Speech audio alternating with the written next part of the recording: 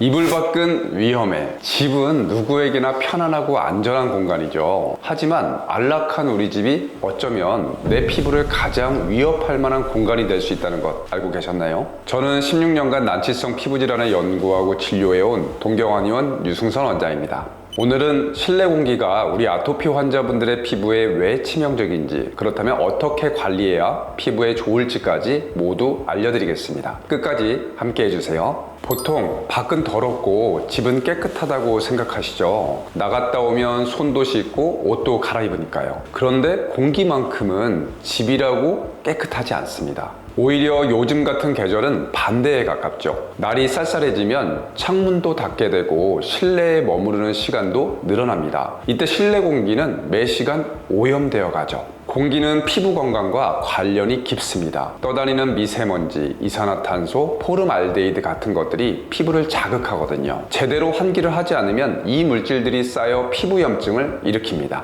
피부 장벽이 약해지고 아토피 자체에도 나쁜 영향을 줍니다. 한국에서 나온 자료인데요. 유치원 9개, 425명의 어린이를 대상으로 한 연구가 있습니다. 실내 공기의 미세먼지, 이산화탄소를 줄이자 아토피 어린이들의 습진 면적이라든지 병원 방문 횟수가 크게 줄었다고 합니다. 즉, 실내 공기를 깨끗하게 하면 아토피 증상이 나아질 수 있다는 거죠. 원장님, 실내 공기는 가만히 있는데 나빠질 이유가 없지 않나요? 이런 궁금증이 생기실 텐데요. 오염물질 몇 가지가 왜 생기는지 간단하게 짚어보겠습니다. 우선 이산화탄소는 실내에서 창문만 몇 시간씩 닫아도 많이 올라갑니다. 특히 지금 같은 환절기에는 창을 닫고 잠만 자도 1.5배에서 무려 3배까지 쭉쭉 올라갑니다. 아침에 일어나면 무조건 환기부터 하셔야겠죠. 미세먼지는 어떨까요? 혹시 밖에서만 미세먼지를 신경 쓰고 집에서는 공기청정기만 믿고 계시지는 않았나요? 물론 공기청정기가 어느 정도는 미세먼지를 잡아주지만 창을 열어주는 환기가 꼭 필요합니다. 어라? 그러면 미세먼지가 더 들어오지 않냐고요? 사실 미세먼지는 밖에서만 들어오는 게 아니거든요. 요리할 때도, 캔들에서도, 곰팡이에서도 발생합니다. 탈취제만 해도 공기 중 물질과 반응해 실내 먼지를 2배까지 늘린다고 합니다. 오히려 환기를 해서 내보내야 하는 거죠. 이외에도 새 가구나 인테리어에서 방출되는 포름알데히드, 드라이 클리닝한 옷이나 벽지에서 나오는 휘발성 유기화합물, 그리고 곰팡이, 먼지, 동물 털이나 각질 같은 것들은 실내 공기를 지금도 오염시키고 있어요. 정말 신기하게도 실내 대기 오염 물질 농도는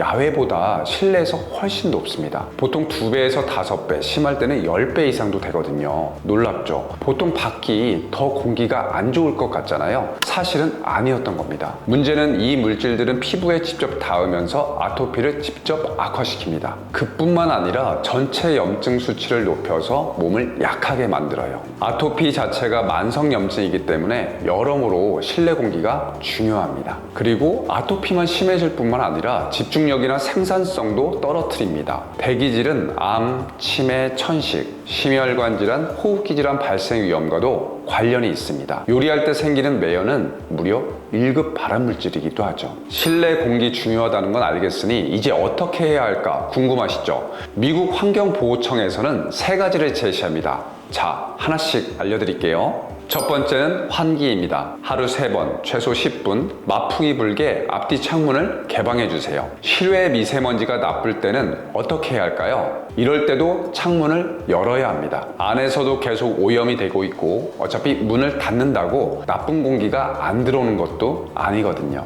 3분 전후로 짧게 열어서 공기를 내보내고 이후에 걸레로 바닥이나 창틀을 닦아주세요. 공기청정기는 미세먼지를 줄이는데 효과적입니다. 어떤 공기청정기는 꽃가루, 일부 곰팡이도 제거할 수 있습니다. 하지만 이 2가지를 잊으시면 오히려 독이 되는데요. 첫째로 반드시 필터를 제때 교체하셔야 합니다. 적어도 6개월에 한 번, 공기가 안 좋은 곳에서는 3개월에 한 번씩은 바꿔야 합니다. 먼지가 필터를 막아서 풍량이 떨어지고 오히려 오염물질을 배출할 수도 있습니다. 또 하나는 요리할 때는 공기청정기를 꺼야 한다는 겁니다. 이게 무슨 소리냐고요? 요리할 때 미세먼지가 많이 생긴다고 했죠. 이때 공기청정기를 바로 쓰면 입자가 필터가 막히고 냄새가 뱄니다. 그럼 이때는 어떻게 해야 할까요? 요리를 할 때부터 끝나고 30분 정도까지는 주방 후드를 후드를 켜셔야 합니다. 이때 중요한 건 창을 같이 여는 것입니다. 후드를 켰으니 창문까지는 괜찮겠지 하는 분들이 있는데 후드는 밀폐된 공간에서 흡입력이 떨어집니다. 마풍이 불게 창을 열고 후드까지 작동하면 가장 좋습니다. 사실 오염원을 만들지 않는 것이 가장 좋겠죠. 그럼 요리는 어떻게 해야 할까요? 에어프라이어가 제일 낫습니다. 실내 공기만 생각하면 굽는 게 제일 나쁘거든요. 튀기는 것보다도 더 안 좋다는 건 의외죠. 구울 때 초미세먼지가 무려 15배까지 늘어나니까 고기나 생선 구이를 할 땐 종이 호일이나 뚜껑을 꼭 덮어주세요. 마지막으로 룸 스프레이나 탈취제, 향초는 사용하지 않는 것이 좋습니다. 먼지가 쌓이기 쉬운 카펫, 뜨개 소품, 뽀글이 담요 같은 물건도 치워주세요. 아토피 피부가 건조하지 않게 가습기를 쓰는 건 좋지만 물은 매일 바꿔주셔야 하고요. 오늘은 안심하고 있었던 실내 공기의 역습 그리고 실생활에서 실천할 수 있는 방법을 알아보았습니다. 오늘 알려드린 방법은 제가 실제로 아토피 환자분들께 알려드리고 효과를 본 내용들이거든요. 이것만 바꿔보셔도 여러분의 아토피 역시 한 단계 나아질 겁니다. 이상 난치성 피부질환을 16년간 진료해온 동경한의원 유승선 원장이었습니다. 다음에도 더 유익한 정보로 찾아뵙겠습니다. 감사합니다.